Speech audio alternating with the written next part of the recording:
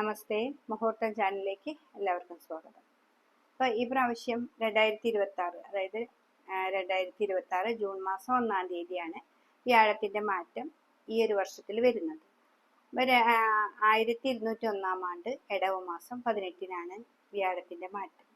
അപ്പോൾ വ്യാഴം മിഥുനത്തിൽ നിൽക്കുന്ന വ്യാഴം കർക്കിടക രാശിയിലേക്കാണ് മാറുന്നത്. അപ്പം അങ്ങനെ മാറുമ്പോൾ നമ്മുടെ എല്ലാ രാശിയിലുള്ള ആൾക്കാർക്കും, നക്ഷത്രക്കാർക്കും, രാശിക്കാർക്ക് മാത്രമല്ല നക്ഷത്രത്തിലും ഉള്ളവർക്കൊക്കെ ഒരു മാറ്റത്തിൻ്റെ ഒരു സമയമാണ്. ആദ്യം നമുക്ക് മേടക്കൂറ് തുടങ്ങിയിട്ട് തന്നെ ആവുമ്പോൾ മേടക്കൂറുകാരെ സംബന്ധിച്ച് അശ്വതി, ഭരണി, കാർത്തികയുടെ ഒരു കാൽഭാഗവും കൂടി മേടത്തിൽ നിൽക്കുന്നുണ്ട്. അവരെ സംബന്ധിച്ച് 3-ലായിരുന്നു ഇത്രയും നാള്, 3-ലാണ് വ്യാഴം നിന്നിരുന്നത്. അപ്പൊ ഈ വ്യാഴം 3-ൽ നിൽക്കുമ്പോൾ ഇടയ്ക്ക് 4-ലേക്ക് കർക്കിടക രാശിയിലേക്ക് വന്നു, പിന്നെ അത് വീണ്ടും മിഥുന രാശിയിലേക്ക് മാറി. അങ്ങനെയായിരുന്നു മേടൻ രാശിക്കാർക്ക് വന്നിരുന്നത്.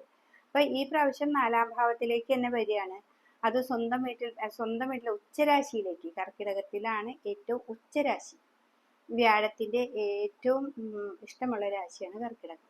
അപ്പൊ അവിടേക്കാണ് വരുന്നത്. അത് 4-ാം ഭാവമാണ്, കേന്ദ്രഭാവമാണെങ്കിലും ആ 4 എന്ന് പറയുമ്പോൾ നല്ലൊരു ഭാവമാണ്. നമുക്ക് കുടുംബത്തിന് ഐശ്വര്യങ്ങളും മറ്റേ പ്രധാനമായിട്ട് വിവാഹാദി കർമ്മങ്ങളും നമ്മുടെ മനസ്സിനെ സന്തോഷിക്കാവുന്ന പല കാര്യങ്ങളും ആ വീട്ടിൽ നടക്കുന്നതിന് ഒരു കാരണമാണ് വ്യാഴം ഉണ്ടാകുന്നത്. അപ്പൊ മേടൻ രാശിക്കാർക്ക് ഏഴരശനിയാണ് എങ്കിലും ഈ ജൂൺ മാസം 1-ാം തീയതി തുടങ്ങി നമുക്ക് വ്യാഴത്തിന്റെ നല്ല അനുകൂല അവസ്ഥകൾ വരും.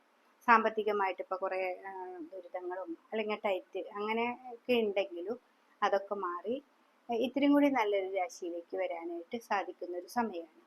അപ്പൊ ഇതില് ഏഴരശനിയാണ്, ആണെങ്കിൽ പോലും വ്യാഴത്തിന്റെ മാറ്റം നമുക്ക് അനുകൂലമായ ഒരു അവസ്ഥയിലേക്ക്, അശ്വതി, ഭരണി, കാർത്തിക കാൽഭാഗമുള്ളവർക്ക് ഏറ്റവും നല്ലൊരു സമയത്തിലേക്ക് ആണ് മാറുന്നത്. അപ്പൊ അതുകൊണ്ട് തന്നെ ഈ രാശിക്കാര് വിഷ്ണു ക്ഷേത്രത്തിൽ നല്ല പോലെ പ്രാർത്ഥിക്കുക. പറ്റത്തക്ക വഴിപാട്, നമ്മളുടെ കയ്യിൽ എന്താണോ ഉള്ളത് അതനുസരിച്ചുള്ള വഴിപാടുകൾ വ്യാഴത്തിന് ചെയ്യുക. ആ പ്രീതി നമുക്ക് നന്നായിട്ട് കിട്ടിക്കഴിഞ്ഞാലാണ് ഏറ്റവും കൂടുതൽ മുന്നിലേക്ക് പോകാനായിട്ട് നമുക്ക് സാധിക്കുക.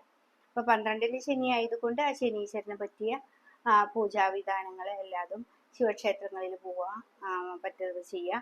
കാക്കിക്ക് പച്ചരിയിൽ എള്ള് കൂട്ടി ഉള്ള ചോറ് കൊടുക്കുക, അതൊക്കെ ചെയ്യുക. വ്യാഴത്തിനെയും കൂടി പ്രാർത്ഥിക്കുകയാണെങ്കിൽ മേടൻ രാശിക്കാർക്ക് ഏറ്റവും നല്ലൊരു സമയമായിട്ടാണ് ഈ ഒരു വർഷത്തിന്റെ ഈ ജൂൺ മാസം മുതൽ തുടങ്ങുന്നത്.